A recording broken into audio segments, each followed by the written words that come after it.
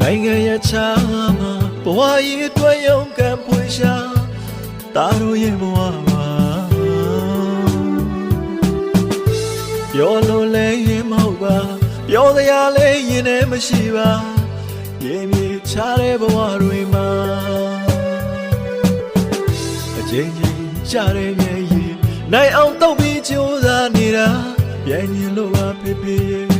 ပြန်ရင်လို့ပါမေမေ